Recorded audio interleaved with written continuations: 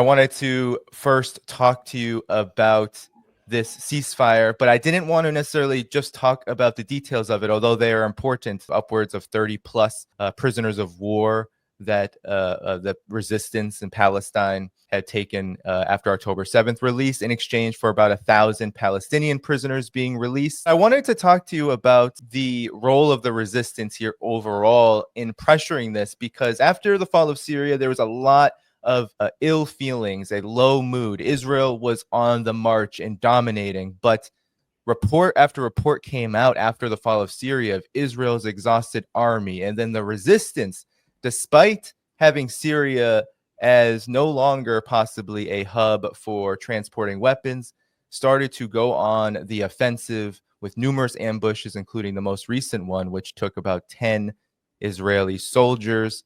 You also have Yemen firing hypersonics. Everyone is talking about Donald Trump being the one who pressured this. But what are the conditions that have led to the possibility of a ceasefire in Gaza? I think we have to look at the declared goals of the Zionists in all of these war fronts. So the declared goal in Gaza was the destruction of Hamas and its military wing. That didn't happen. Their goal for Lebanon was the destruction of Hezbollah's capabilities. That didn't happen. And their goals for Syria was the stopping of transfer of weapons. And I would say that didn't happen, because in reality right now, Syria is a free-for-all, and anyone can cross the border without any checkpoints or anything from Lebanon into Syria. There is weapons markets everywhere in the towns and cities across the border from Lebanon, where you can buy weapons by the kilo right now. And that includes anything from a tank to the Kalashnikovs and everything in between, ATGMs, mortars, whatever you want to. And I'm not being hyperbolic when I'm saying you can buy them by the kilo. It's not even what the brand or the sophistication of the weapon is that's determining the prices. You can buy a Kalashnikov for $60, $70, and you can buy a tank for a couple of $1,000s. This is how cheap it is right now, and everybody's bringing the weapons into Lebanon. So the stockpiles of the Syrian military that were looted by the Wahhabi death squads, the bandits that work for the CIA, the Turkey, and so on, are right now out in the black market and flooding Lebanon. So all of those goals that the Israelis put for themselves have not been achieved. Now, in terms of pressure on the Zionists by Trump, I think this is all a ruse, a propaganda ploy. We know that basically Netanyahu is accepting right now the exact same deal that Biden put forward. So Netanyahu had promised Trump to make the ceasefire coincide with his arrival as the new emperor, and that's what's happening. And this media coverage that is claiming that Netanyahu got pressured or that Trump's envoy was rude to the Israelis and threatening, those are all propaganda ploys to give Trump what he wants, which is this idea that he's a strong emperor, that he can bully the vassals and colonial holdings of the United States into doing whatever he wants to, unlike that sissy Biden, basically. But in reality, this has all been designed prior to hand. Yeah, and I think negating the role of the axis of resistance, which had been declared dead, is a huge mistake. Even the Wall Street Journal, just days before the ceasefire talks gained momentum, was talking about how Hamas was rebuilding, how Mohammed Sinwar was building up a even fiercer fighting force, maybe, than had been predicted after the assassination, the murder of Yahya Sinwar, and of course the the fall of Syria. So talk about this, because there's reports even in Israeli media saying that Hamas and the resistance now is likely building up a force of 10, 20,000 more fighters as we speak. And this is even to get to those other forces, for example, Hezbollah, which has had some time during this so-called ceasefire in Lebanon to recover, and has vowed that it will also fight if it has to, if the ceasefire doesn't take hold in Gaza. And of course, we can't trust the Israeli regime. Your thoughts?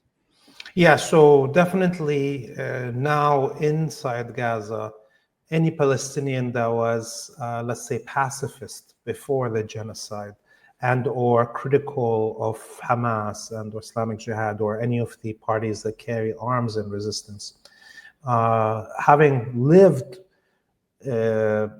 senseless genocide and deliberate targeting of civilians and civilian infrastructure, that radicalizes anybody.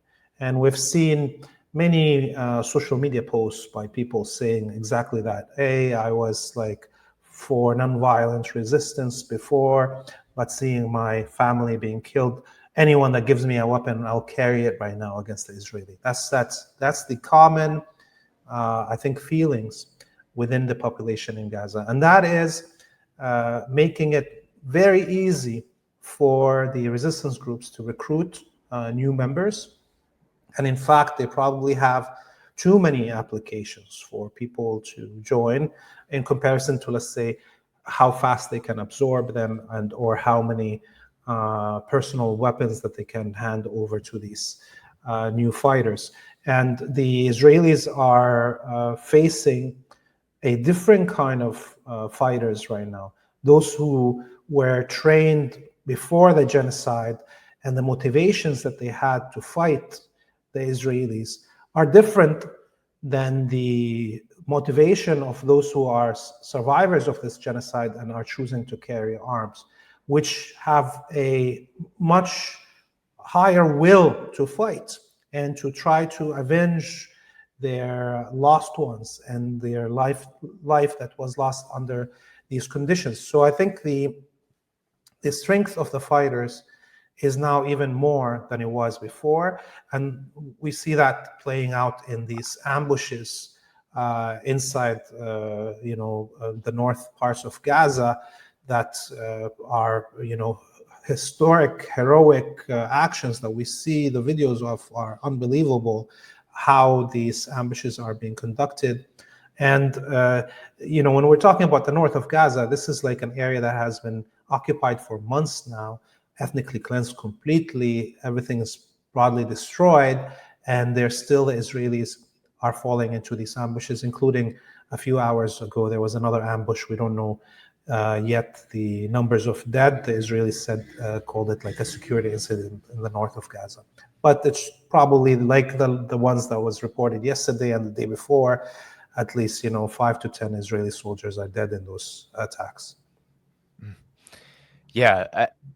There have been reports for months and months, arguably for over a half a year, Laith, about the Israeli regime's military and its status, how the reservists, who are just settlers who want to make money and work and settle and live on Palestinian territory, they are sent to essentially kill, maim, and then, of course, go into what is rubble guerrilla urban warfare. Like this is creating huge problems for the Israeli military. Laith, talk about this, because you have Israel at the same time saying they are going to expand the war. They're lying. They're saying they're bombing Yemen, but it's the U.S. and the UK who's bombing Yemen. But they say they're going to bomb Yemen. They're going to destroy the Ansar Allah movement. Then they say they're going to bomb Iran. They're going to bomb the nuclear sites. But yet Hamas is resurging. How do you square this circle, Laith, in the context of what's going on right now with the ceasefire? Because there's a lot of chest thumping, a lot of killing, but also it seems like a lot of trouble. Yeah, I mean, look, the Israeli military has been defeated resoundingly since October 7th. They lost their top generals and their top units on October 7th. And since then, although we may think that it's only the Israelis that are fighting on the ground inside Gaza and or in Lebanon. The reality is much further than that. The reality is that the United States and all of the NATO or Zionist empire components have been directly involved in the war, even on the ground with special forces, as well as thousands upon thousands of mercenaries. And so while we hear, let's say, the Israelis admitting 5 or 10, let's say, dead yesterday in one of these ambushes, the resistance always says the number is at least 3 times that. And maybe the Israelis are telling half the truth. They're hiding some of their dead, but they're also not reporting any of the mercenaries and or special forces from the alliance behind them that are also being liquidated in these battles. So the Israelis have lost the battle in the air against Hezbollah. They lost the battle in the air and in the sea against Yemen and against Iran. And the United States and the whole Zionist empire government from Washington, D.C., has been fighting this war fully. It's not only bombarding Yemen, it's the bombardment of Lebanon. Israel didn't have enough jets to do the damage that it did or to conduct 6,000 air raids in one day. Israel has just a few hundred aircrafts. Of course, the American and British and French and Italian and Saudi and others air forces were also involved in the bombardment of Lebanon. Similarly, the attacks on Syria after the fall of the Assad government, those were not conducted by Israel alone. And so I think the Zionists are having a crisis moment, a mental crisis moment, because on the one hand, they tell the whole world that they are the chosen people. And they tell themselves that, and they tell their children that, and they say they are basically the best thing since sliced bread, okay? This is what they believe of themselves, and they are the best fighters and the best intelligence and the best doctors and the best lawyers and the best actors, and everybody else doesn't have anything, okay? All the Nobel Prizes should go to them. And suddenly they're faced with a reality where a barefoot fighter in Gaza can take out a whole battalion of them.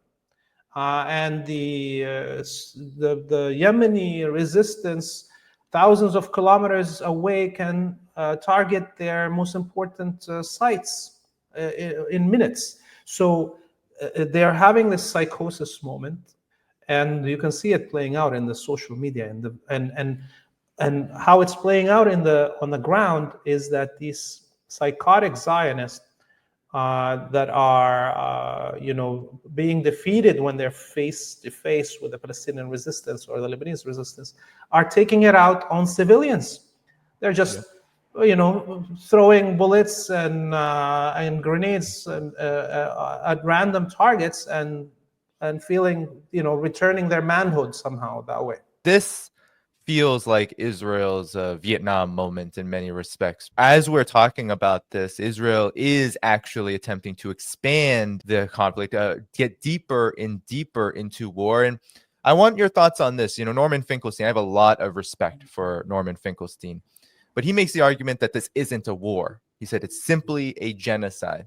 In my estimation, it is both. You have Israel committing a genocide, not out of a position of strength, in my estimation, but as a way to get its way without having to do what a lot of empires have had to do in the past, which is build up a stable, if not exploitative and still violent system. Israel cannot do that. Israel cannot defeat Hamas. They've already shown they can't defeat Hamas or the Palestinian resistance as a whole, let alone everyone else that they are trying to expand into, this greater Israel, which I think is a farce. I think it cannot actually exist. Your thoughts? Yeah, look, sometimes Norman Finkelstein and other commentators in the West, because they're not on the ground here and seeing facts, and they don't understand Palestinian or Arabic culture in general, they make these mistakes of overstating the power of Zionism and empire, and underestimating the indigenous. Okay, we saw that a few weeks ago also after the fall of Syria, how some commentators were saying, oh, we give up on the Arabic people, I don't, and it's really hugely problematic because for the last 80 years, since the end of World War II, there hasn't been a people that given more sacrifices in the fight against colonialism and imperialism than the Arabic people as a whole.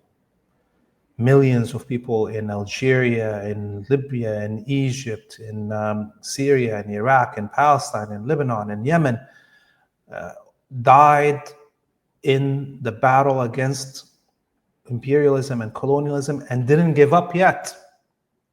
There's no other nation on this planet that gave this sacrifice, while at the same time the Western populace have given zero sacrifices against colonialism and imperialism.